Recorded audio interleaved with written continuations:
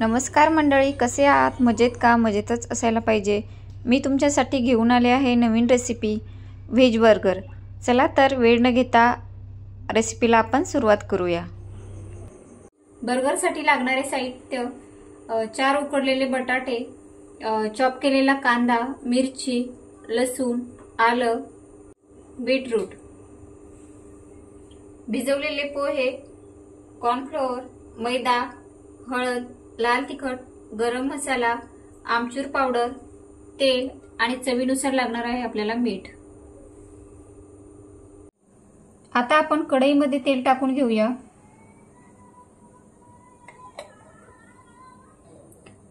तेल छान गरम झालेलं आहे। आता आपण यामध्ये घालूया कांदा।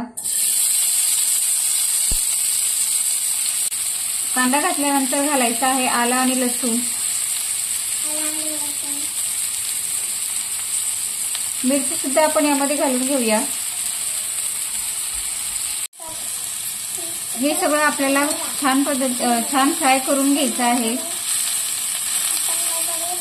कांदा आपला परतून झालेला आहे, त्यामध्ये घालायचा आहे बीटरूट।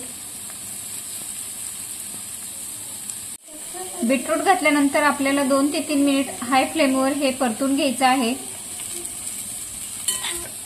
गॅसची फ्लेम आपण कमी करून घेऊया आणि आता यामध्ये घालायचे आहेत मसाले।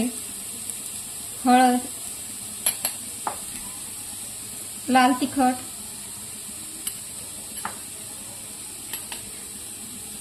गरम मसाला आणि आमचूर पावडर। मसाले घातल्यानंतर 1 मिनिटभर याला परतून घेऊया। मसाले परतून झाल्यावर आता आपल्याला यामध्ये घालायचं आहे उकडून घेतलेला आलू। हे आपण खिसणीने यामध्ये घालणार आहोत। आपल्याला आलू हा स्मॅश करून घ्यायचा नाही, तर हा खिसणीने खिसून अशा पद्धतीने घ्यायचा आहे। हाताने आलू स्मॅश केल्यावर याच्या गुठळ्या बनतील, म्हणून आपण खिसणीने खिसून घेऊया। आलू आपण खिसून घेतलेला आहे, छान मिक्स करून घेऊया।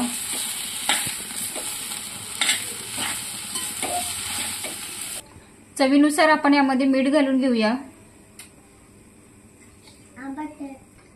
मीठ घातल्यानंतर आलू आणि मसाले मिक्स करून घेऊया। आता आपल्याला यामध्ये घालायचे आहे भिजवलेले पोहे।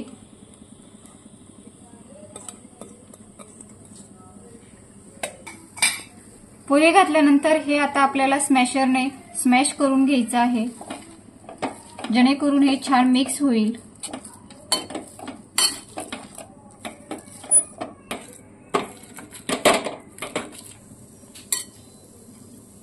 पोहे घातल्यानंतर आपलं हे सर्व साहित्य व्यवस्थित मिक्स झालेलं आहे। आता आपण गॅस बंद करून घेऊया आणि अर्धा तास याला थंड होण्यासाठी दुसऱ्या बाउलमध्ये काढून घेऊया। एका बाउलमध्ये आपल्याला आता मैदा आणि कॉर्नफ्लोअर हे घालून घ्यायचं आहे।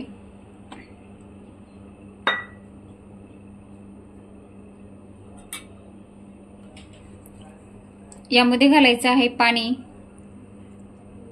पाणी घातल्यानंतर याला मिक्स करून घेऊया। आता यामध्ये घालायचं आहे 1 चमचा तेल। तेल घातल्यानंतर हे मिक्स करून घ्यायचं आहे। अशा पद्धतीने आपल्याला प्युरी ही बनवून घ्यायची आहे, तुम्ही बघू शकता।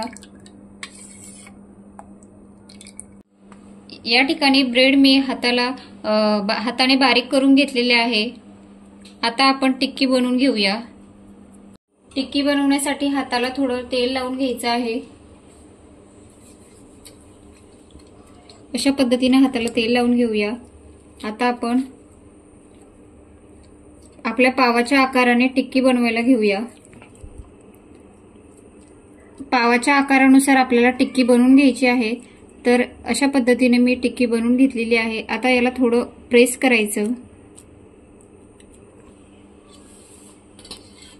टिक्की बनवून झालेली आहे। आता आपण आपल्याला या प्युरीमध्ये ही बुडवून घ्यायची आहे।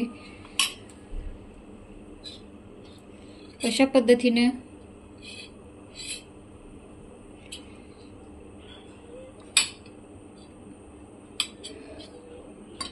अशा पद्धतीने टिक्की बुडवून झालेली आहे।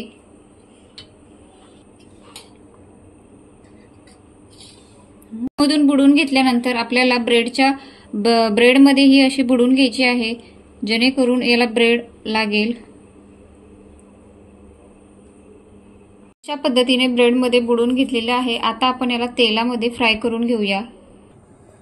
टिक्की तळताना आपलं गॅसची फ्लेम ही मीडियम असावी।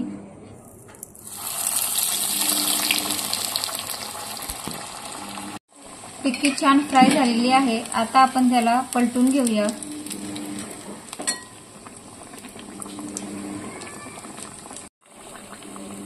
आपली पॅटी इथे गोल्डन ब्राउन कलरची झालेली आहे, तुम्ही बघू शकता। आता आपण ही पॅटी काढून घेऊया। पॅटी बनवून रेडी झालेली आहे। कट करून घेऊया। पाव अशा पद्धतीने छान कट करून घेऊया।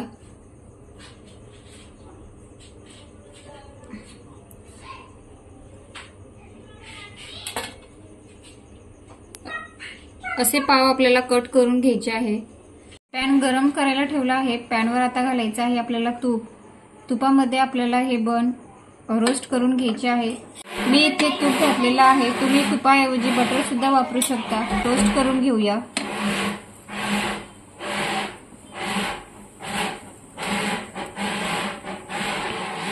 टोस्ट करताना बनची आपल्याला फक्त आतली साईडच ही टोस्ट करायची आहे।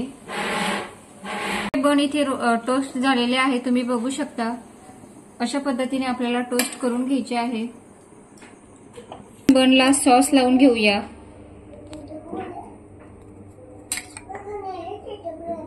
छान पद्धतीने पसरवून घ्यायचा आहे।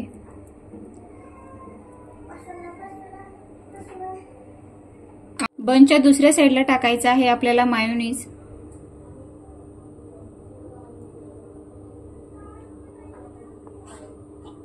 घालायचा आहे कांदा।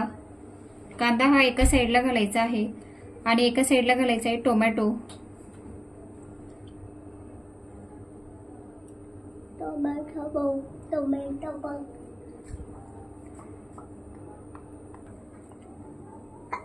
बनवून घेतलेला पॅटी आपण यावर ठेवूया आणि अशा पद्धतीने हे बंद करून घेऊया। अलगद हाताने असं प्रेस करून घेऊया आणि या ठिकाणी तयार झालेला आहे आपला बर्गर।